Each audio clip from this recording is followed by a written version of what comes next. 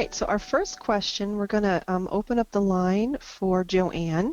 She is one of our instructors, and she's recently increased her time with us. We're very excited. Joanne, can you hear us? Or can we hear you? Yes, I can. Yes. Can you hear me? We can. And if you can hit your little camera button so we can see your lovely face. There you go. Yeah. So can you see your slide to go ahead and Oh, yes. Okay. Okay. Okay. You can tell them a little bit about yourself, Joanne. I think you came on a webinar once or twice before, but might want to tell the group what courses you teach for CCO. Oh, okay. I teach the coding course, the physician practice manager course, and the ICD-10 Mini Course. So I'm very involved with that, and the students are great, and I think the curriculum is wonderful. So I'm thrilled to be here doing this with you guys. And Joanne's background, she's being very modest. She's owned and run a very successful billing company that her daughter is now taking over the reins, but she knows a lot about the reimbursement side of this business. So the physician practice management course, we're very excited to have her in there and improving it with all of her great real world experience. So. Oh, thank you. So this question came from a student that, and Joanne had done a blog article on it, so I thought this would be a good one for her to go ahead and answer. So take it away, Joanne. Okay. All right. So the question is, I received a notice from AAPC stating that CMS is establishing the following new modifiers referred to collectively as X-EPSU modifiers to define specific subsets of the 59 modifier. And in basic English, picture modifier 59 is an umbrella, and the four new X modifiers, the X-EPSU modifiers, they're just more selective. Medicare has spent a lot of money overpaying for the misuse of modifier 59, so this is an opportunity for Medicare to have the coders use very specific modifiers to explain the claim form, and I like it. It's just my only concern right now is that Medicare has not come forward with any specific examples of how to use these codes. I have talked to other consultants and spoke with Medicare directly because I offered some examples, and I just wanted to be sure that we were on the same page. But I strongly recommend anyone that's involved with using these new modifiers to monitor with their billing company and see how they are being reimbursed. Medicare wants you to use these X modifiers, and the implementation date is January 5th. And also, I know modifier 59 is still available, but they will have the option to deny your claim if they feel that one of these X modifiers is better for the claim form. And also, if you're confused, do not put modifier 59 and one of these X modifiers on the same line, because that's a guaranteed denial. So that's just a little heads up. The four modifiers that are very selective that make up the modifier 59 is XE, which is a separate encounter, and that's a service that is distinct because it occurred during a separate encounter on the same day. XS is a separate structure, a service that is distinct because it was performed on a separate organ or structure. Believe it or not, this one is not used correctly a lot of the time, where the one above the separate encounter, it is not used often, but they're pretty accurate when any coders use it. A separate practitioner is exactly what it is, a service that is distinct because it was performed by a different practitioner on the same day. And the last one is very confusing, unusual, non-overlapping service, and it's basically, I'll have to show you the example because just the description of it is it's not even easy to understand. The use of a service that is distinct because it does not overlap usual components of the main service. And it's like, what does that mean? And in all honesty, every consultant that I looked at their work, their interpretation was close, but not exact. And I came up with a scenario and ran it by Medicare, and I'm in the Massachusetts jurisdiction. And they said it was fine, but I go by the rule 2 out of 3, and I only asked once, so I'm just waiting for them to give us examples. But the implementation date is January 5th. Can you scroll? I don't know if I can scroll with. Yeah, I think Help me Laureen scroll. has to scroll for you. I need to be your Okay. Vanna White. Yeah. Okay. So the first coding scenario with XE, separate encounter, these are more for visual so you can get an idea how it would work. A patient has an annual gynecological exam with a PAP, pelvic and breast exam, urinalysis, and EKG, and their appointments at 8 in the morning. But the patient also wanted the Mirena IUD inserted at the time of the visit, but the IUD was not in the office, it was en route. So the doctor said, come back later when I know it's here, and we'll insert it for you. So in this case, where it is a separate encounter, you would actually, bill the basic gynecological exam and all of those procedures, but then you would append modifier XE to the 58300 insertion of an IUD, and that would indicate that the patient came back at a later time to have this service performed on the same day. And that's instead of using 59. Instead of 59. It's supposed to be a more specific 59. So Medicare is really trying to drill down and get us to tell them, of all of the different ways you could use 59, what's your way that you're trying to use in this scenario? That's great. Absolutely. They're very selective now. So, and if there is any way at all, if a coder is confused and uses 59, it really is up to Medicare whether they will accept it or not, but they are definitely pushing for these X modifiers. And just to make sure that, Medicare Advantage plans also will be using it, and keep an eye open for local carriers because they seem to adopt a lot of the Medicare scenarios. Right.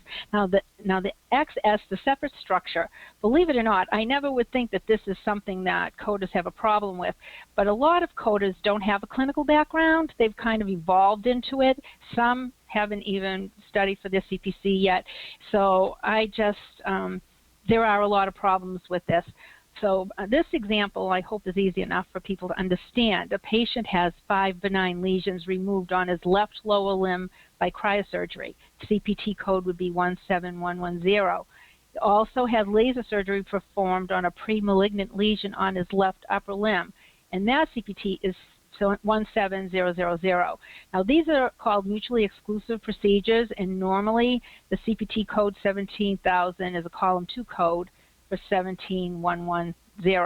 However, lesions were located on the upper and lower limb, so modifier XS would be appended to the column 2 code, which is the 17,000. And then I gave the example of how you would use 17110 first, and then 17000-XS is second.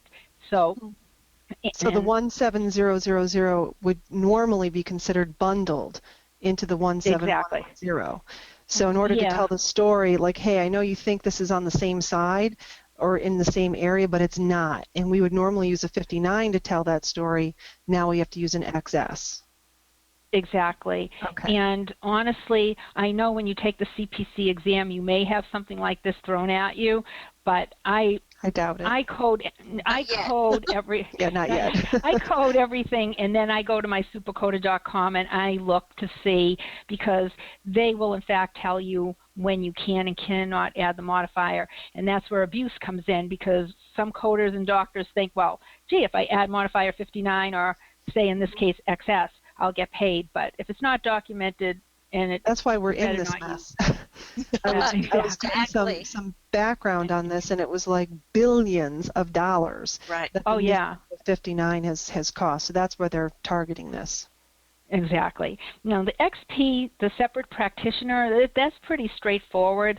It's, as an example, a patient is seen for an upper respiratory infection, and while he is being examined by Dr. Number 1 in the group, he mentions he has a lump under his hairline that has bothered him for 2 months, and he asked the doctor to look at it because the patient himself could not get a good visual. And when the doctor looked at it, it was definitely suspicious. So he asked Dr. Number 2, a dermatologist in the group, to look at the patient. And Dr. Number 2 performed a biopsy of the skin immediately. And in this case, 2 practitioners in the group, and the first one would bill for the treatment of the upper respiratory infection. Maybe he did a rapid strep test, whatever. Dr. Number 2 would be billing for biopsy of the skin, single lesion. That's a consolidated description, by the way, of the 11100, but it's basically the second doctor would be appending XP to the biopsy of the skin. So that's just indicating. And I also know on a claim form, doctors, different providers, their individual MPIs would also link to the procedures and services provided. But in this case, we're focusing on the modifier. So doctor number 2 would be billing for the biopsy and adding the XP. Okay, so good example. That's it. Yeah, very good. And the last one, which is a little bit confusing, the XU, unusual non-overlapping service. Let's say a patient had an abnormal chest X-ray and has not had a definitive diagnosis made as yet. He was scheduled strictly for a diagnostic bronchoscopy, and during the bronch, the surgeon discovers that the patient has extensive lung cancer and decides the patient needs surgery immediately. Surgeon gets consent from the patient and proceeds at that point with an open lobectomy, which is a surgical removal of the lobe in the lung. Typically, a bronch would be considered part of the lobectomy and not billed if the patient had an established diagnosis. A lot of times, doctors will use a bronchoscopy just to check out the situation before cutting a patient open, but in this case, that was not the case. The bronch was done to see what was going on and found the cancer. And so, according to the Correct Coding Initiative, in this case, you would append modifier XU, or in the old days 59, to the bronchoscopy because it was through that bronchoscopy that the diagnosis of lung cancer was established, so making the doctor proceed with the open lobectomy. So you would bill for the lobectomy, and then the Correct Coding Initiative would tell you to append modifier 59, and now it will be in January XU to the bronch.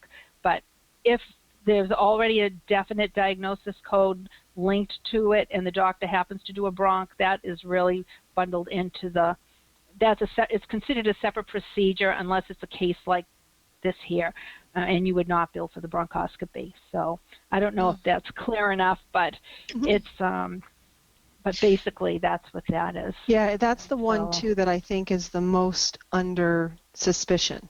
Is the need for people to use the MU. They want to really make sure if there's overlapping services that's been taken into consideration, because they shouldn't be paying for both.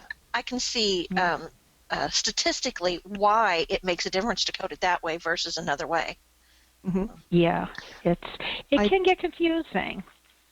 I did want to draw everyone's attention to, there is a forum post as well as an article by Joanne on the topic. So if you go to our discussion board and you click in the medical coding and reimbursement discussion field, this is in there.